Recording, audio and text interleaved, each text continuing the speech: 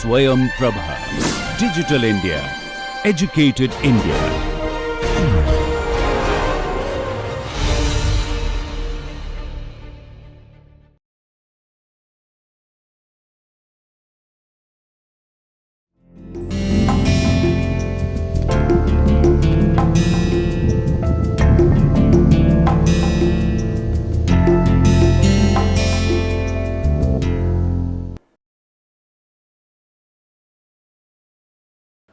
Namaskar friends, this is Dr. Parikshit Sirohi, Senior Assistant Professor, Faculty of Law, University of Delhi. Today we are going to look at the second module of the course on cybercrime.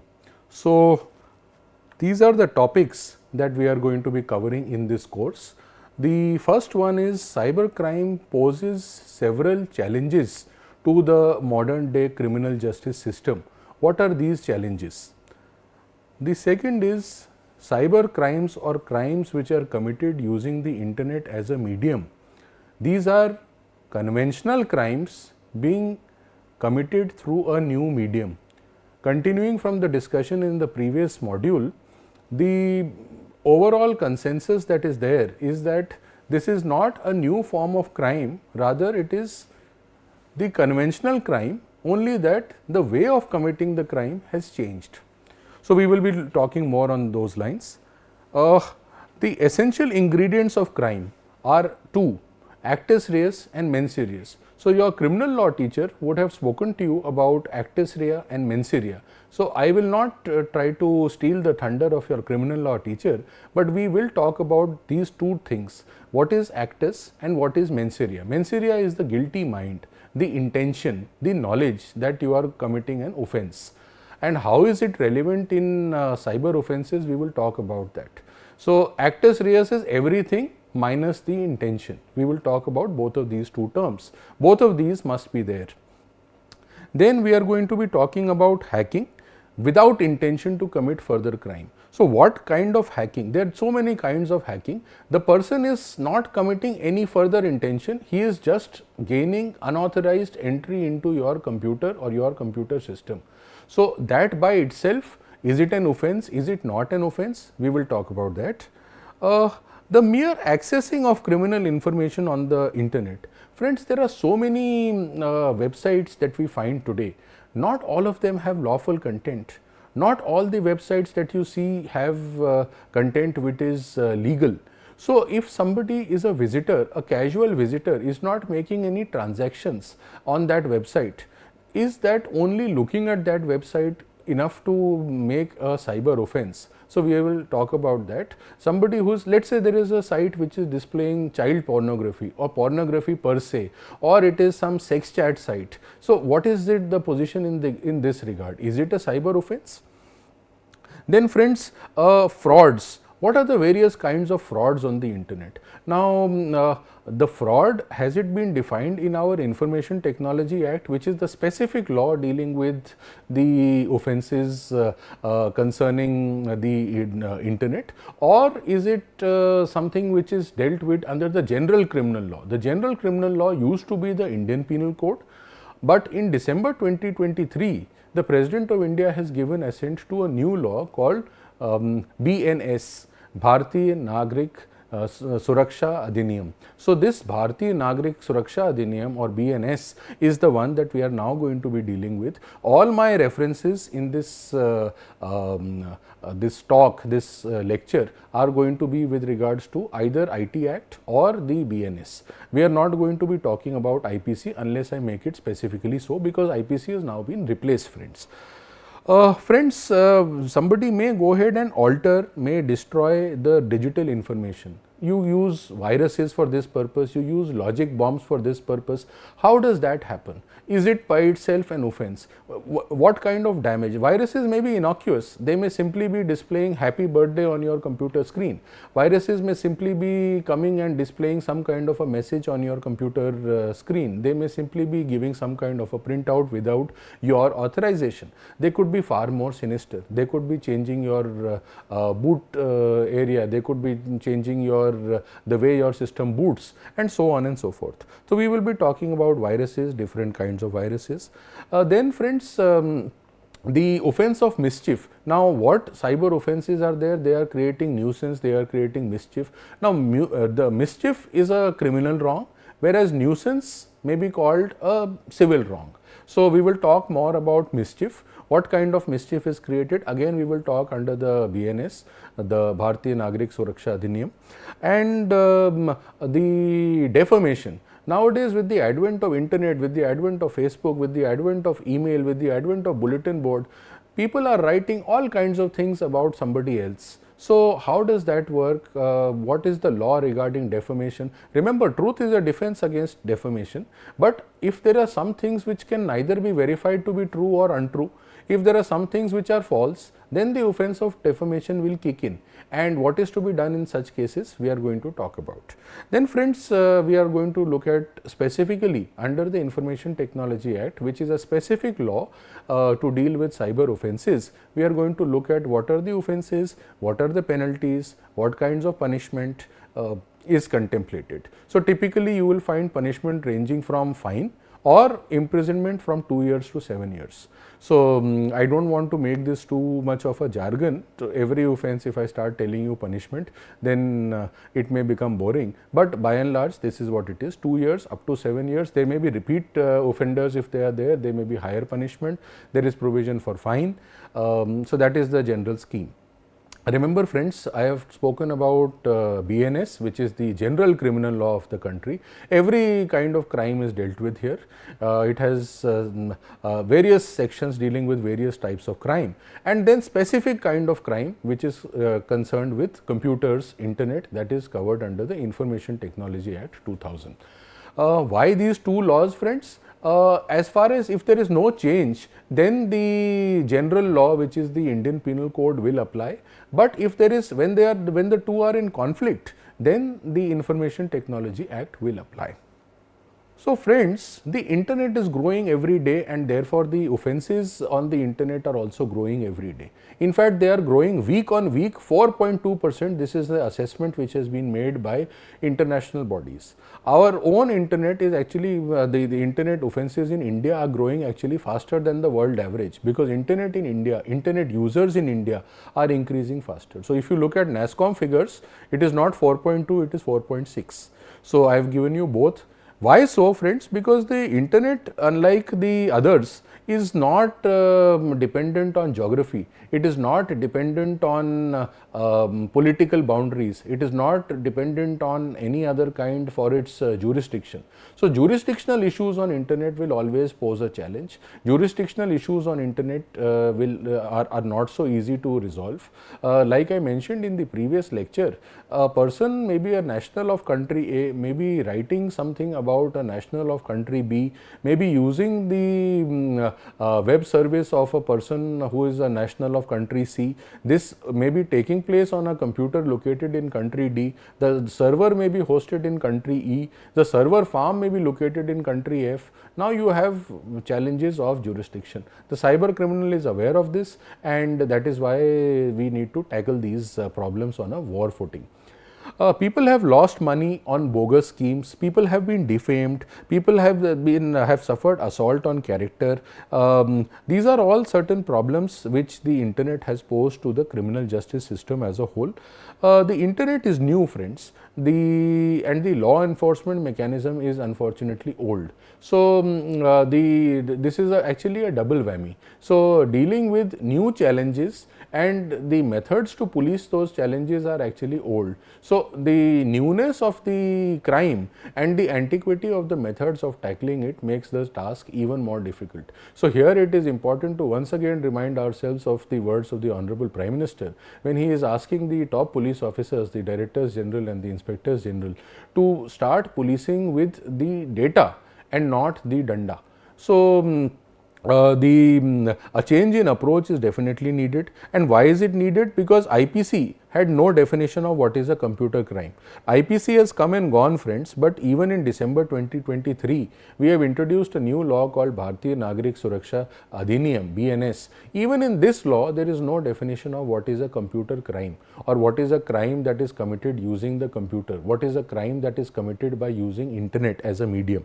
prior to the coming into force of the Information Technology Act, after its introduction has been modified a couple of times to bring in newer aspects, but after the coming into the force of Information Technology Act, at least we have a law to deal with such crimes, such offences.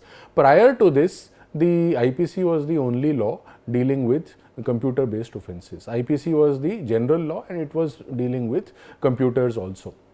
Now friends, we are surrounded by computers and internet all around us.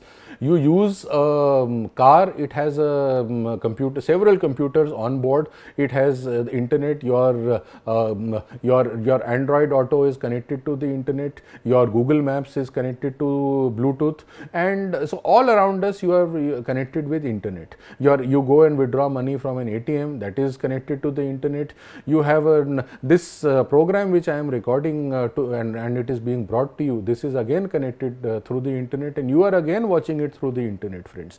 So the uses of internet are myriad, they are all around us, but unfortunately the internet also gives rise to so many cyber criminals and they are carrying out various activities on it. So we need specific provisions to deal with these offences.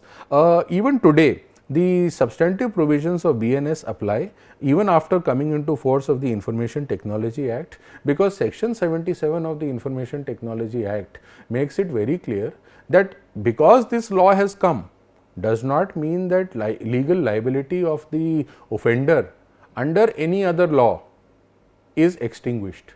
So whatever offence you may have committed under IPC will continue. This is a specific law. So the offences are additional, they are not going to be replacing the previous offences under the IPC.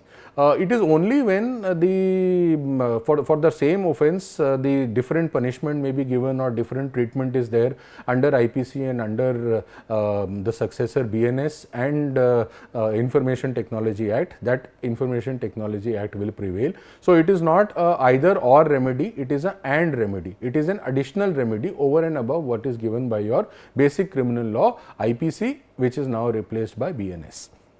So friends, therefore it is important to examine the liability of the offender under both the BNS as well as the Information Technology Act, and during the course of this presentation I will be evaluating the liability under both BNS as well as the Information Technology Act. So friends, the most difficult challenge in cybercrime is actually to prove the existence of mens rea. This is becoming a very major challenge because it becomes difficult to prove that at the time the person has committed the offence, was he aware at the time he hacked into the system. Now see, he will turn around and say that no, I did not know at that point of time, I got to know subsequently. He will have another additional defense that I did not know which computer system I was hacking. I was hacking computer systems in general. So I was hacking one computer, computer A, computer B, computer C. I did not know that computer C is the one which had the question paper that was stored on it, or computer C is the key computer system which contained the server. I was only hacking computers in general. So proving mens rea, proving that he had the intention at that time becomes difficult. Then the next question is is it required in law to prove that the cyber criminal intended to attack a particular computer system? That is another aspect we are going to talk about in future in this presentation. Friends, because this became such a serious challenge, the countries of the world came together, and in November 2001, for the very first time, the Budapest Treaty was signed and it was executed. It was the first attempt by countries of the world to come together to solve this problem of cybercrime. Friends, I spoke to you that the internet based crime is actually old wine in a new bottle. It is conventional crime, but through a new medium. A conventional thief, a normal thief, a pickpocket, what is he trying to do? He is trying to steal. He is trying to steal your money. He is trying to steal your resources. He is trying to steal. The modern day cyber criminal is also trying to steal. What is he trying to steal? He is trying to steal your data. He is trying to steal your bank account information. He is trying to steal which websites you have visited. He is trying to steal which are the websites you may have visited. He is trying to steal, so his methods may be different from that of his predecessors, but what he is trying to do, friends, is exactly the same. So that is why new crime, but the new way of committing the old crime. Friends, the rapid growth of the internet has led to the network security becoming a major concern, and today you have corporates, you have countries, everybody is trying to protect their data, because data is where the future wars are going to be fought, where the commercial viability of the country may of the company may depend on that data. Similarly, the country may be working on some kind of new weapons, the country may be working on some kinds of new technology, new space research technology. If that information is leaked, if somebody steals that data, then the competitive edge of the country will be lost. So whether it is at the country level, whether it is at the organization level, whether it is at the individual level, somebody's patent data may be stolen. So the cyber criminal is trying to do the same thing. He is trying to steal, he is trying to penetrate the security networks of an individual, of a corporate, of a country. Because understand, friends, you and I may be doing lawful activities like banking, research, writing of research papers, educational purposes on the internet, maybe entertainment, going to YouTube and so on and so forth. But there are so many people who are using internet for myriad of illegal purposes. So protecting the confidential information today is a major concern. What are the various things that these cyber criminals may do? Some of the common methods of attack. In the previous lecture, I had discussed what are the various offenses, various kinds of things, various tools which are used. So here I am using what are the methods of attack. They are using network packet sniffers, IP spoofing. Let us take them one by one. That will be more beneficial. So whenever data is being transferred from one source to another, you have the data is passing through a computer network, and there are sniffers who are sniffing out, who are trying to find out what kind of data is there, and they are trying to steal it from there. There may be situations wherein somebody may want to convey an impression that the IP address is different from what it actually is. You are trying to show that the IP is actually a very trustworthy one, whereas actually it is not. Such activities are called IP spoofing, friends.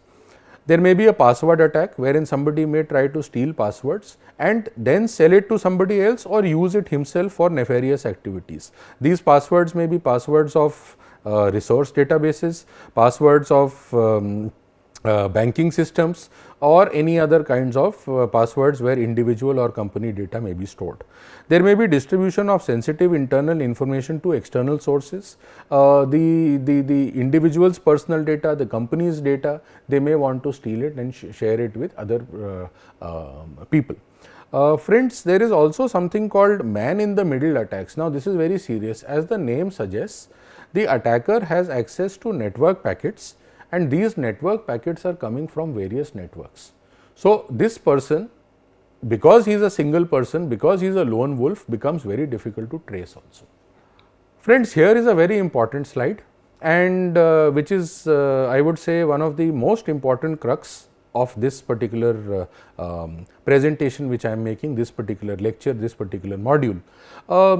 The essential ingredients of every crime, whether it is a conventional crime or whether it is a cyber crime, is two: actus rea and mens rea. Both these terms come from Latin. Actus means the deed, what has actually been done, what is the result of the human conduct. That is what we mean by actus. And actus rea is including all the elements in the crime except the mental element. Everything else, preparation, let's say it is the actual crime is killing somebody with a gun. So finding out that person's routine, going and buying the gun, going and buying the bullets, putting the bullets inside, learning how to use the gun, putting the silencer of the gun, finding out the most opportune time of using the gun. All of this is coming in the elements of crime which is coming in the actus. Only thing is the mental element. Whether you knew what you were doing, whether you had intention to kill or hurt, that is not included in actus, everything else is included in actus reus. So, this is exactly actus reus is the action of human conduct which law wants to prevent. Law wants to prevent this kind of human conduct, and that is why we call it actus reus.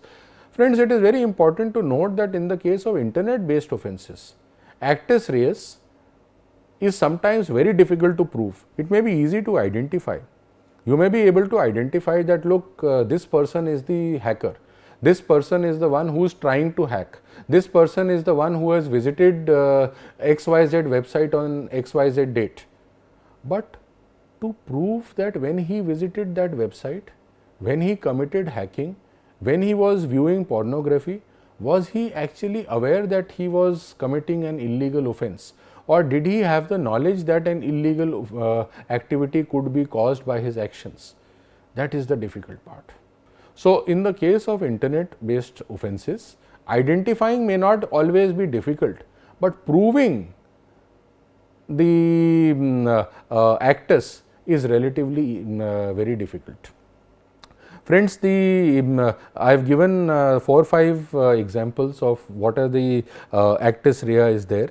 If you are trying to make a particular computer function without the knowledge of the owner of the computer or the owner of the computer system or the computer network. Computer is a single computer. A computer system is maybe computers which are linked to each other, maybe through LAN or otherwise, and a computer network is a rather more complex system of several computer systems linked to each other. So, that is why we use the term throughout the law in computer system and computer network. Computer system is very simple. Computer is individual computer. Computer system could be few computers linked to each other either with or without LAN, and a computer network could be a complex network of various computer systems working together. So, for example, IIT Kanpur could be having a computer network. This particular lab where I am recording could have a computer system, or it could have, let us say, half a dozen computers. In that case, it will become a computer system. If it has a standalone computer, it will be a computer.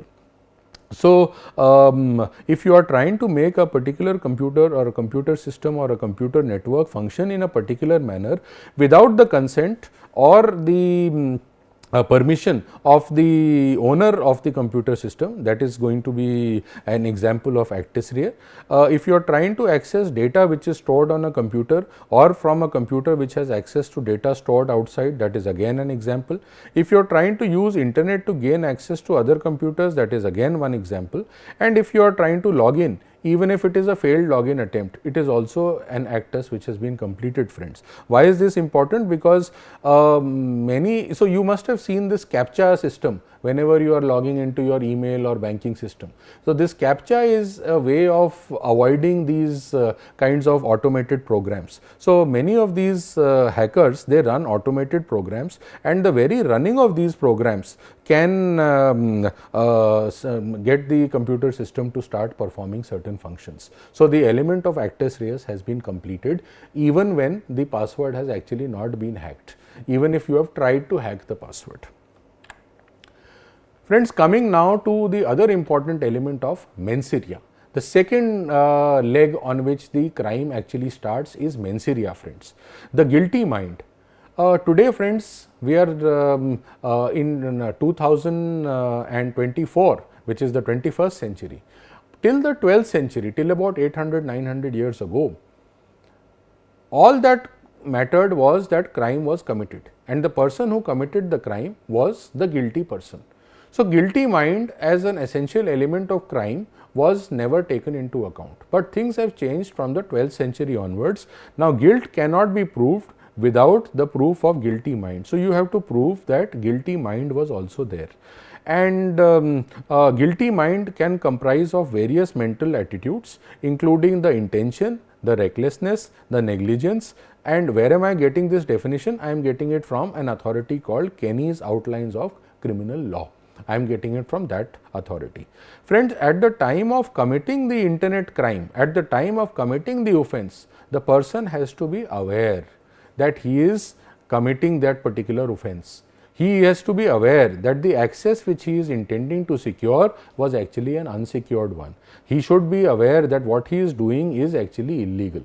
If he is not aware, if he has done something by accident, even though it may be a crime, in the sense of a normal person, lay person thinking, in the language of law it will never be a crime, because the actus reus you may be able to establish, but mens rea you will never be able to establish.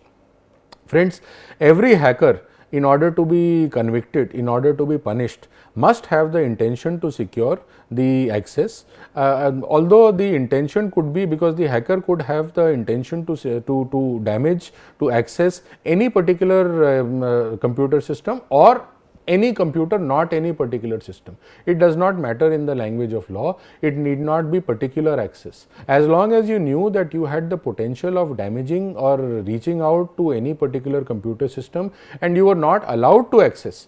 See friends, why do we put locks on our houses? We put locks on our houses. Does that mean our houses are secure? No, absolutely not. We put our lock on our house so that we tell the person that, look, this is my house and please do not enter. If you enter, then that is an offense. Now, supposing friends, we do not put a lock, we leave the door open, then the person may walk in. He may say that, look, I did not know that I was not supposed to be walking in. So, that is why we write very clearly, trespassers will be prosecuted. That is why we put a lock. That lock can be easily broken, like I said. But then in that case, the person knows that he is committing an offense of house breaking, which is defined in the Bharatiya Nagrik Suraksha Samhita. Again, this is not a criminal law class, but a cyber law class, cyber crime class. So, I am going to just touch upon the criminal provisions. The hacker must have the intention to secure access. Such access must be without any permission, and this hacker may have the intention to reach any computer, not any particular computer. He need not be aware which computer is being attacked. In some cases, he may know which computer is attacked, but in most cases, he will not know exactly as to which of the computers he is attacking. So, the intention must be there. The intention need not be directed towards any particular program, towards any particular data, towards any particular system, towards any particular, as long as he has the intention to secure access and it is towards any computer system in general, then the mens rea is going to be there. You do not have to prove that he should have it only for that particular computer system, that particular program, that particular data, that particular computer. The access must be unauthorized. This is the most important. So, just as in my example, the lock should be there. So, when you, the person must know that he is not supposed to go to that particular computer system. The hacker must be aware of this, that he is unauthorized when he is trying to get access. So, sometimes the hacker may be realizing only after he has actually got access. No, he should be knowing of this fact when he has tried to get access. Friends, now this is easier said than done. In Hindi, you may have heard of that saying, which is "Ghar ka bhedi lanka dhai." So, similarly, in cases there are cases wherein the hacker may be from within the organization. He may be an employee of that organization, or there may be a case wherein the hacker could be an outsider. Now, outsider has no business being in your computer network. He has no reason to be there. So, for him to claim that, look, I came by mistake, I was not aware, is relatively more difficult. Whereas, in the case of an employee, well, he may say that, look, I went looking for this and unfortunately I reached to this point where I was not allowed access, I did not realize it. So, he has some kind of access, he has a limited access in your organization, and this limited access makes things more difficult to prove. So, friends, this is rather more difficult to prove when there is an internal person who is committing cyber crimes. So, friends, this is a very important case. The case of Daya Singh Lahoria versus Union of India. The Supreme Court has decided in 2001 that in case of extradition, so whenever a person has committed an offence and has run away to another country or is already in some other country and we have to extradite him to India. So extradition takes place through treaties and the countries with which we have extradition treaties, only then we will be able to get the fugitive criminal to India and try them in Indian courts. So in this case involving a cyber offence, the Supreme Court says that the cyber criminal who is a fugitive, who has run away to another country, he can be tried only for offences which are mentioned in that particular judgment, that particular decree. You cannot try him for other offences. That person may have 10 cases against him, but if you are getting him as a result of an extradition decree, so for example, let us say Vijay Mallya, he is a fugitive, he is sitting in London. Now, whatever are the offences mentioned in the extradition decree, only for those cases can you try him in India. If you get an extradition treaty decree for him, then you can try him in India only for those offences, not for the other 100 offences which he may have committed. Right. So, courts in India would not have jurisdiction in case the fugitive has committed other crimes also. Many times the criminals may have committed more than one offence. Friends, I hope you are not interested in committing any kind of internet based crime. There are three major kinds of internet based crime. One is hacking without the intention to commit further offence. You are just hacking. Many people are hackers just for fun. They get their kick out of it. You may find young boys and girls doing this out of this thing. I had gone to give a lecture to young boys and kids as part of a Delhi police initiative for slum children. I found children who were as young as 10 and 11 years old, they were simply hacking mobile phones. They had learnt it from somewhere and they were simply doing that for fun. They had no malice, they had no mad intention, they had no intention to commit a further offence like theft or extortion or stealing or whatever else.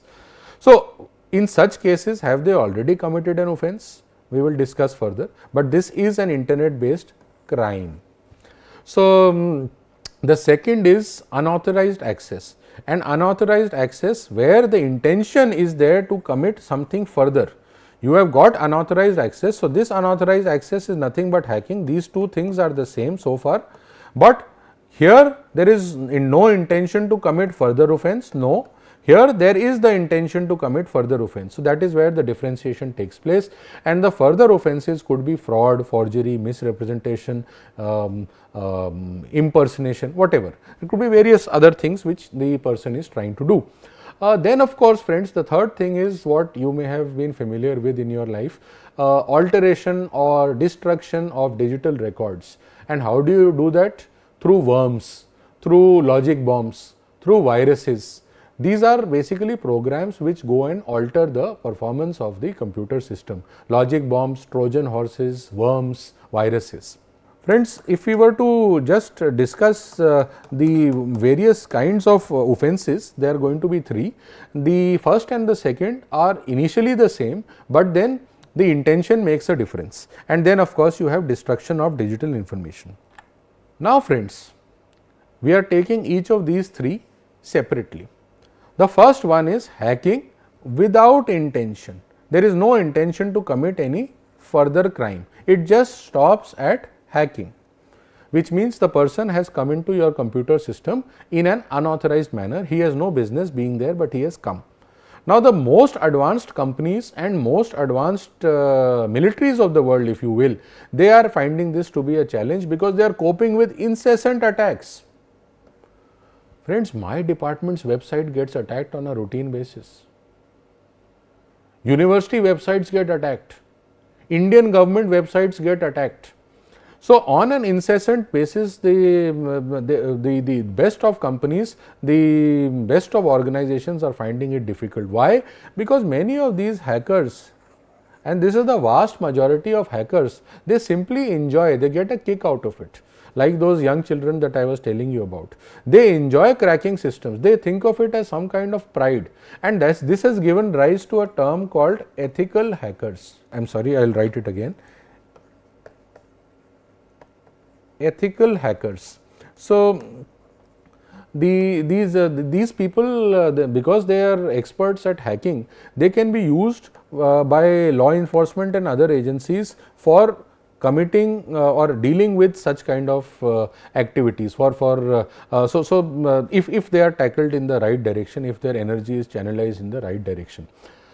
Friends, if you look at it conventionally, then this is actually not a crime.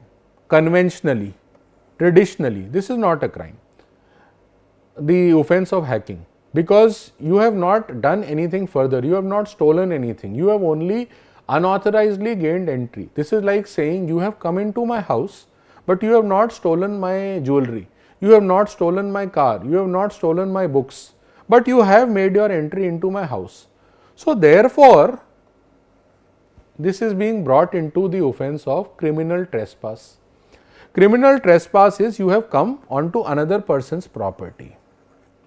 Now comes the question. You will say, sir, how is a website which the hacker is going, or how is the computer system which the hacker is going into somebody's property?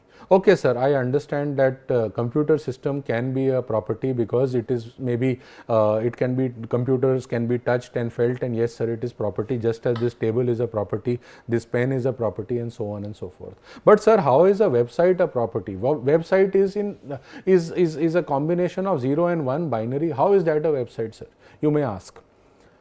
Friends, we are going to look at this question in more detail later, whether a website can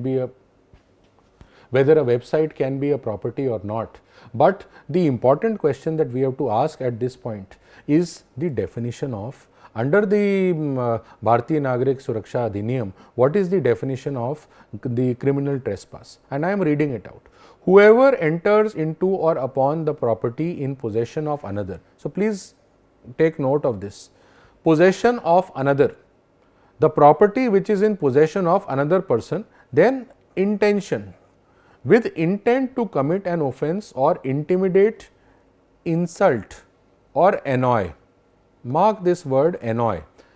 Any person who is in possession of such property or having lawfully entered into or upon such property unlawfully remains there with intent to intimidate, insult or annoy any such person, or with intent to commit an offense, is said to commit criminal trespass.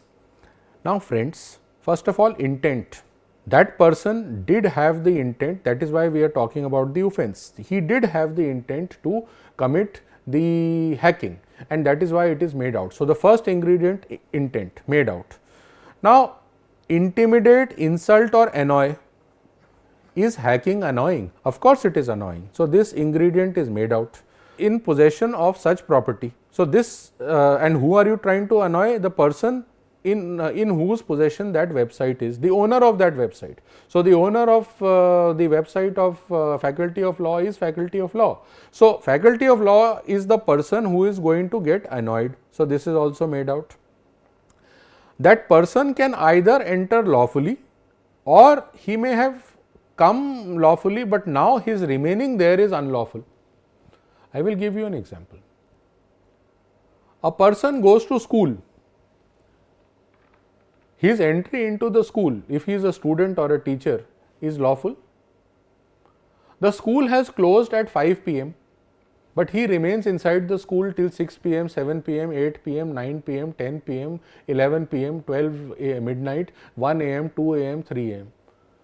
Moment the school has ended, unless that person has got permission from the higher authorities, his staying in that school becomes an illegal activity.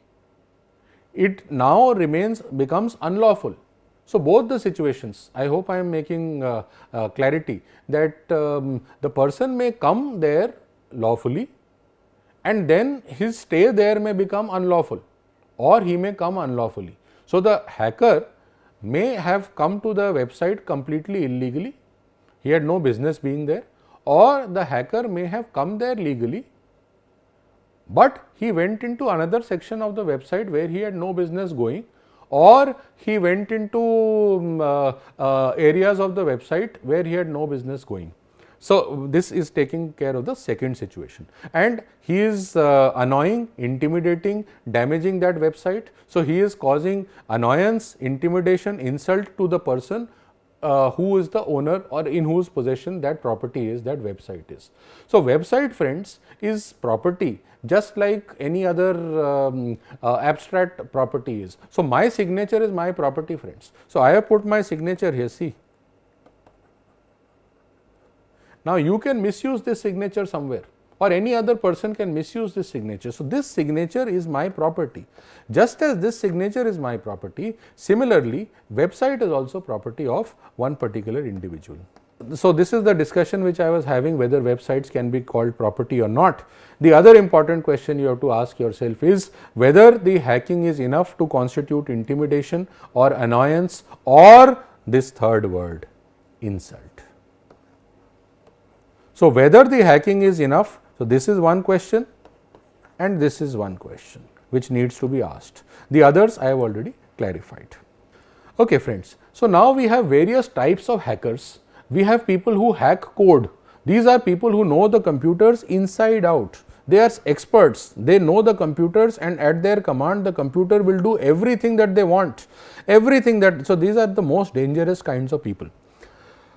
Then they have crackers. So, these people will break into the computer systems. They can go around the operating system. They are experts in going around the operating system. So, for example, if you have a OnePlus phone, they will know how to bypass your Snapdragon processor, which OnePlus used to use. So, or Oxygen, which newer OnePlus systems use. They will know how to bypass either of these OS, operating systems. Or if you are using Microsoft, they will know, the experts are bypassing the OS, the crackers. Then, friends, there are cyber punks who use cryptography. They use crypto techniques for hacking attacks. Then there are freakers.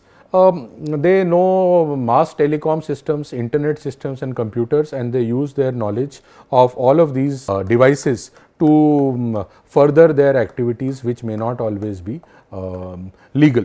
Most of the times illegal, rather, I should say. Friends, now we come to the second limb of what we were discussing. These were the three types which I have discussed: hacking without intention, hacking with intention. So, these two we have discussed at the same time, and the third is the accessing of the information. How are you going to be accessing the mere accessing of the information? What are the cases it is going to become an offense? See, friends, there are number of sites on the internet which contain criminal information. There are number of sites on the internet which carry on criminal activity. There are some activities which may be legal in some jurisdictions and illegal in other jurisdictions. For example, betting is legal in other countries like UK, US, etc. But in India, betting is not allowed. Betting is allowed on, as per the Contract Act, on only one kind of area, and that is horse races. So, that is why you have this cricket betting scam, IPL scam and spot fixing and all of these things which you have. So, friends, these kinds of activities which may be legal in some jurisdiction and illegal in some jurisdiction, there may be only criminal activities, for example, prostitution and drugs and all of that. They may be pornography, and so you will find open advertisements for these kinds of activities on the internet, open solicitations. So, person A may simply go onto that website because he may see, for example, it is written how to make a bomb. Now, it is completely illegal. You have no business how to make a bomb. You have no business how to learn how to make a bomb. You have no business how to learn how to commit suicide. Step by step guide to commit suicide, step by step guide to make a bomb, whether you actually use the bomb or not. But you have committed a cyber offense simply by learning how to make a bomb, or simply by hosting a website which is teaching you how to make a bomb. So, the websites are providing the complete guide on how to commit the crimes. Some sites have directories of passwords which may be either sold, or they may be containing the personal information, the bank account information passwords, or with usage of these passwords you can gain access to restricted sites like porn sites or any other kinds of sites which are not allowed. So, for example, in India so many porn sites are being blocked, but there are passwords which are available on the web which allows the person who has the password to be able to access those particular porn sites even sitting in India. Friends, it is very difficult to point out the precise crime which is being committed in such cases by persons who are only visiting the such sites. There is lot of debate among scholars. To my mind, one particular offence that is made out is unlawful assembly. So, in your IPC, unlawful assembly used to be there. The moment 4 persons have gathered at one place for an illegal activity with a criminal object in mind, immediately that is made out. Similarly, in Bharatiya Nagarik Suraksha Adhiniyam, 189 is the section which deals with any unlawful assembly which is intended to commit further mischief or trespass or any such offence. So, to my mind, these are the areas which can be made out when the person is merely accessing the criminal information or banned sites. There is actually no law, specific law, and that has encouraged the proliferation, or the number of such sites has increased. And the problem is that prosecution does not succeed in making a case is because the intention cannot be proved in court. Many times the intention is not able to be proved. When a person is charged by visiting a pawn site, he says, I did not know that it was a pawn site. So, we need to bring in a law which says that, look boss, you did not know that it was a pawn site when you went there, fine, but you spent 56 hours and 10 minutes on that pawn site. You spent 48 minutes on that pawn site.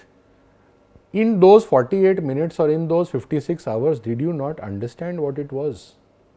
So, we need to bring in specific legislation in these particular areas, so that, because such sites are proliferating and because they are aware that there is no specific law, and bringing in prosecution through 189 and other such sections has its own limitations, friends. Friends, there is a large amount of fraud on the internet which is taking place. This is a white collar crime. I have spoken a little bit about it in the morning, and it is as diverse as growth of internet itself. Just as internet is growing, the fraud on the internet is also growing. It is the problem is that for fraudsters, it is very easy to make the messages look real and credible, whereas it is equally difficult, in fact nearly impossible, for the people, users, to differentiate between what is real and what is unreal, what is fact and what is fiction. So, while it is easy for the fraudsters to make things look real, it is nearly impossible. Today in the market, whatever is available, fake and unreal, it is very difficult. Similarly, on the internet, it is doubly difficult to differentiate between fact and fiction. So, these are some of the ways through which the fraud on internet is taking place.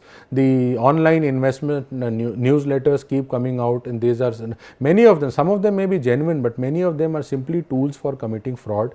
You have bulletin boards, friends. They typically feature threads made up of numerous messages. They are talking about various investment opportunities. They may say, oh, suddenly, country X has lot of copper, let us go and invest there. There is no such copper, friends. So, similarly, there will be lots of email online spams, junk mail. It is very easy to create the junk mail, very easy. There is no cost to this, very cheap, very easy. And even if 0.01% people fall into the trap, it is very good for the fraudster. He can use it to make money through bogus schemes, cheating people, and chain letter scams, wherein people say, if you don't send this to 10 people, you will suffer misfortune. If you send it to 50 people, you will suffer good fortune. So, people buy into that, and through that, what is happening is data is being stolen.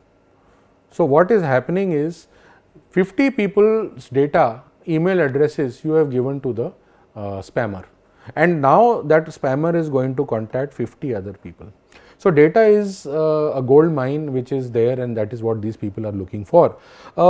Friends, you can talk about this under cheating, the offence of cheating, which used to be 416 in the IPC and 318, 319 in this particular BNS new law, and it can also be covered under fraud under 335, 336 and 340 in the BNS. So, like I had promised you, I will discuss the sections under the relevant general law as well as the specific law, friends.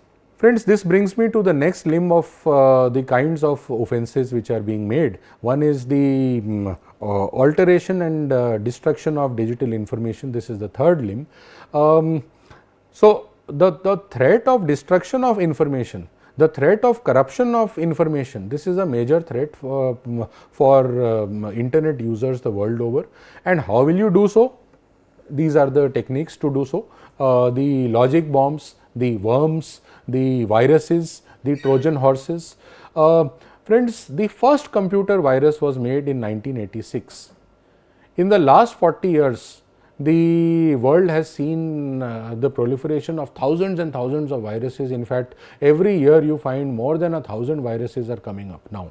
And newer and more dangerous viruses, most of them are actually, we feel they are not doing much, but every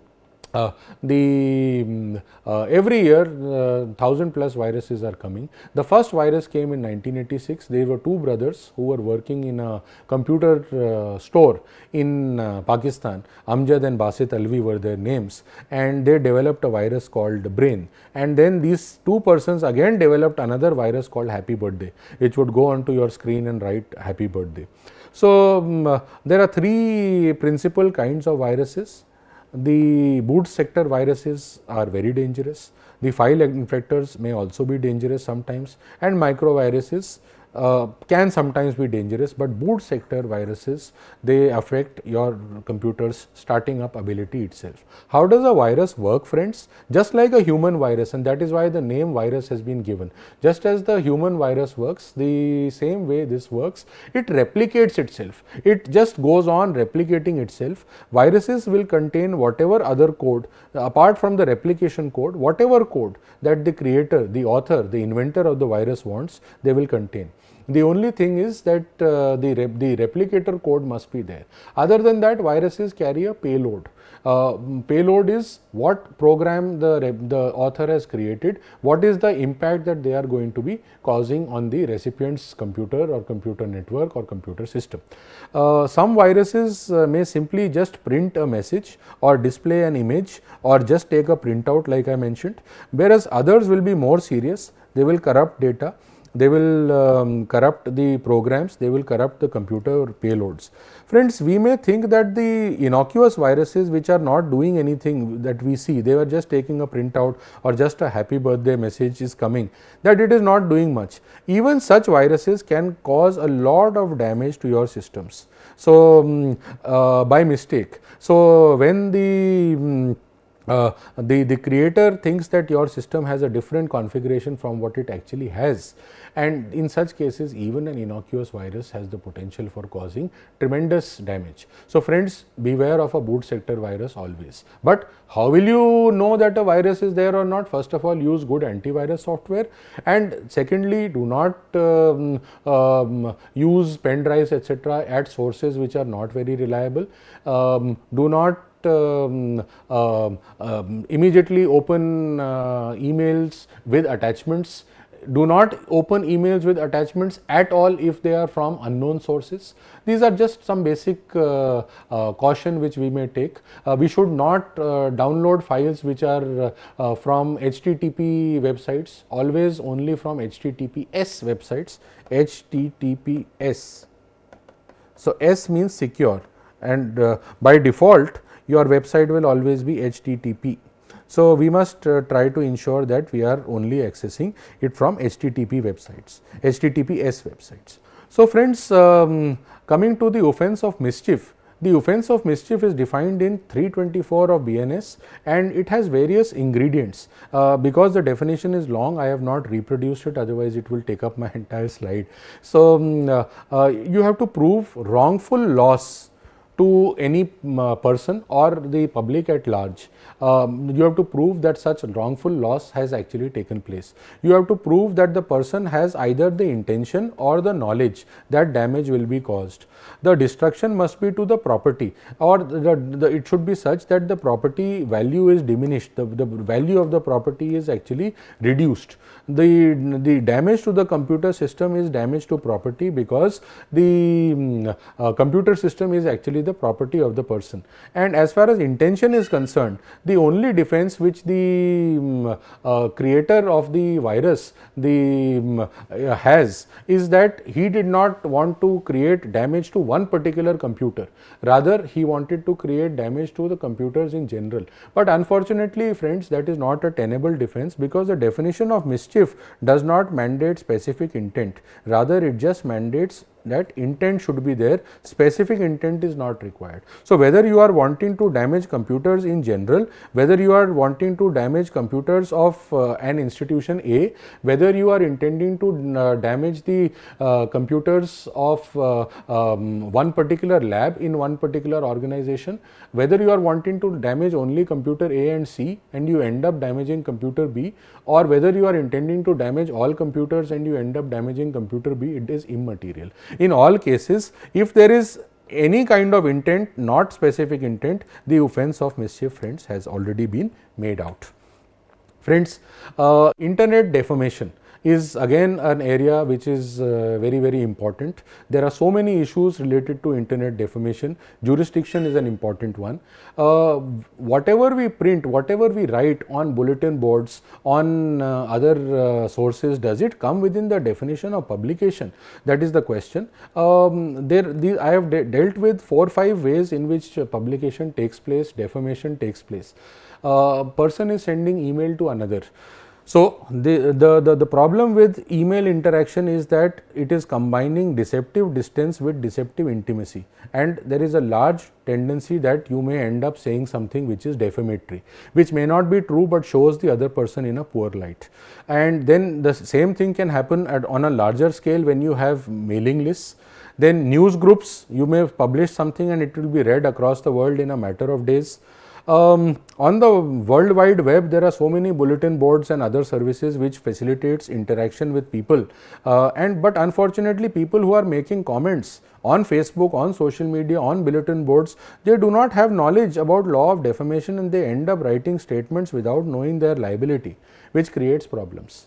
And the most problematic area obviously is social media, because here people are without any inhibition writing so many things which is leading to probable defamatory actions.